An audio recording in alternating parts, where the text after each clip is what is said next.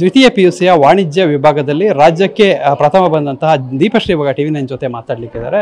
ದೀಪಶ್ರೀ ಅವರೇ, first of all congratulation. ಹೇಗೆ ಓದ್ತಾ ಇದ್ರಿ? ಬೇಸಿಕಲಿ ಎಲ್ಲಿಯವರು ನೀವು? ಇಲ್ಲಿಯೇ ಮ್ಯಾಂಗ್ಳೂರ್ನವಳೇ. ಮತ್ತು ಕ್ಲಾಸಲ್ಲಿ ಫುಲ್ ಕಾನ್ಸಂಟ್ರೇಟ್ ಮಾಡಿ ಕಲಿತಿದ್ದೆ. ಸೊ ಹಾಗೆ ಲೆಕ್ಚರ್ಸ್ ಕೂಡ ತುಂಬ ಸಪೋರ್ಟ್ ಮಾಡ್ತಿದ್ರು. ಅವರು ಕೂಡ ಫುಲ್ ಗೈಡೆನ್ಸ್ ಕೊಡ್ತಿದ್ರು. ಆಮೇಲೆ ನಾನು ಯಾವಾಗ ಡೌಟ್ ಕೇಳಿದ್ರು ಕೂಡ ಇಮಿಡಿಯೇಟ್ ರೆಸ್ಪಾನ್ಸ್ ಕೊಟ್ಟು ಕಲಿಸ್ತಿದ್ರು. ಹಾಗೆ ಕಾನ್ಸೆಪ್ಟ್ಸ್ ಫುಲ್ ತರೋ ಆಗಿತ್ತು ನನಗೆ. ಆಮೇಲೆ ರಿವಿಷನ್ 1-2 ಸಲ ಮಾಡ್ತಿದ್ದೆ. ವೆಕೇಷನ್ಸಲ್ಲಿ 2 ಗಂಟೆ ತನಕ ರಾತ್ರಿ ಓದ್ತಿದ್ದೆ ಸರ್. ಮನೆಯಲ್ಲೆಲ್ಲ ಹೇಗೆ ಸಪೋರ್ಟ್ ಆಗಿತ್ತು?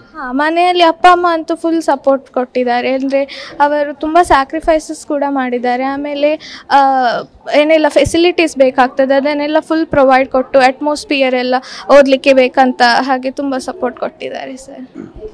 ಸೊ ಕಾಲೇಜ್ದು ಮತ್ತು ಮನೆ ಟೈಮಿಂಗ್ಸ್ ಎಷ್ಟು ಟೈಮಿಂಗ್ ಓದ್ತಾ ಇದ್ರಿ? ಕಾಲೇಜ್ ಟೈಮಿಂಗ್ಸ್ ಮತ್ತು ಮನೆ ಟೈಮಿಂಗ್ಸ್ ಹೇಗೆ ಮೇಂಟೈನ್ ಮಾಡ್ತಿದ್ವಿ? ದಿನಕ್ಕೆ ಎಷ್ಟು ಅವರ್ ಓದ್ತಾ ಇದ್ರಿ ನೀವು? ಕಾಲೇಜ್ ಇರುವಾಗ ಅಷ್ಟು ಓದ್ಲಿಕ್ಕೆ ಆಗ್ತಿರ್ಲಿಲ್ಲ. ಆದರೆ ವೆಕೇಷನ್ಸಲ್ಲಿ ಮಾತ್ರ ನಾನು ಓದ್ತಿದ್ದದ್ದು. ಕಾಲೇಜ್ ಇರುವಾಗ ಅಂದರೆ ಕ್ಲಾಸಲ್ಲಿ ಅರ್ಥ ಆದದ್ದೇ ಸಾಕಾಗ್ತದೆ, ಅಷ್ಟು ಕಲಿಸ್ತಿದ್ರಲ್ಲ ಇಲ್ಲಿ. ಹಾಗೆ ಮನೆಗೆ ಹೋದ ಮೇಲೆ 1-2 ಗಂಟೆ ಕಾಲೇಜ್ ಇರುವಾಗ ಓದ್ತಿದ್ದೆ. ವೆಕೇಷನ್ಸಲ್ಲಿ ಒಂದು ಸ್ವಲ್ಪ ಜಾಸ್ತಿ ಓದ್ತಿದ್ದೆ. ಹಾಗೆ ಅಂದರೆ ಈಗ ಕೆಲವರು ಎಫರ್ಟ್ ಆಗಿರ್ತಾರೆ, ಕೆಲವರು ಫ್ಯಾಷನ್ ಆಗಿ ಓದ್ತಾರೆ. ಸೊ ನಿಮ್ದು ಯಾವ ಟೈಪ್ ಮಾಡ್ತಿದ್ರಿ?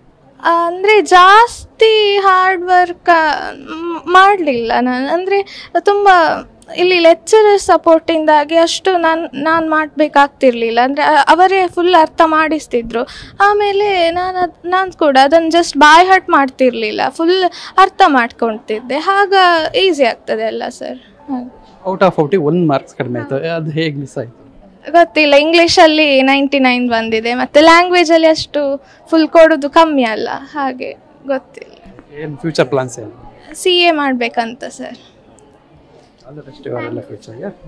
ಸೊ ಇದಿಷ್ಟು ದೀಪಶ್ರೀ ಅವರ ಮಾತು. ಕ್ಯಾಮ್ರಾಮನ್ ರಾಜೇಶ್ ಜೊತೆ ಪೃಥ್ವಿರಾಜ್ ಬೊಮ್ಮನಕೆರೆ, TV9 ಮಂಗಳೂರು.